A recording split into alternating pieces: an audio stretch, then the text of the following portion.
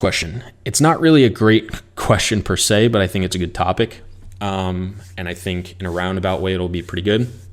The question very simply was how to make big money by passive investing, or is it just similar return as saving in banks?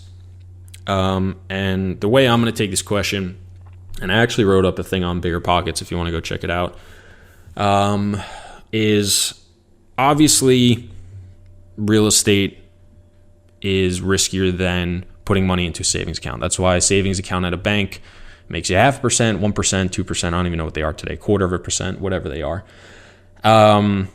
That's risk return. And what a lot of people, especially with all the Corona shit going on today, and I've actually been talking to a lot of people where 2 to 4 weeks ago, a ton of people were just shitting on the stock market because it crashed 30%, and real estate was the greatest gift to this earth. And now all of a sudden everybody's shitting their pants because everyone's wondering, are people going to pay rent? Am I going to be able to afford my mortgage? And that's risk return for you. Nobody wants to talk about the negatives of real estate investing being, if you've got leverage on a property, not only can you go to zero, you can actually go underwater. You can owe money. You can have an absolute negative return. You own a stock, if that stock goes to zero, you lost all your money. You don't owe extra money. If you passively invest, nobody wants to talk about this either. If you passively invest, there's a very good shot or potential that you could get a phone call in 3 months, 6 months, 3 years, 6 years that, hey, we're out of money. The bank needs to get paid. Utility company needs to get paid. Our employees need to get paid or they're going to leave. And we need an extra $200,000 from you or the bank's going to take this property back and we're screwed. That's a very real possibility. And you don't have to put your money in, assuming you have an operating agreement that says you don't.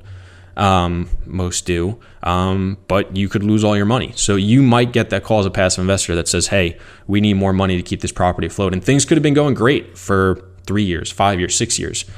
But if the leverage was too high or they didn't have enough cash reserves or it's in a riskier area, if the metrics of the market change, right? If supply and demand was great when you went into it and now it's even or even off kilter, and then all of a sudden something like coronavirus comes through, you may have to float that property money. If your occupancy has been dripping down, your rental rates have stayed flat, maybe your expenses in the area have just creeped up, maybe your property taxes change, maybe they change the whole way it works and it's way more than you expected in 3 years. That shit happens.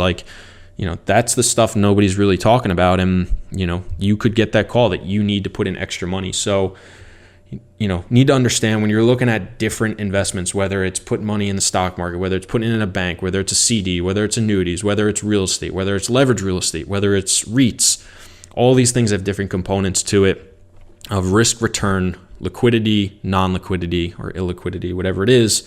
And you've got to weigh that up for what's important to you and your situation at the time. So back to the specific question, how to make big money by passive investing.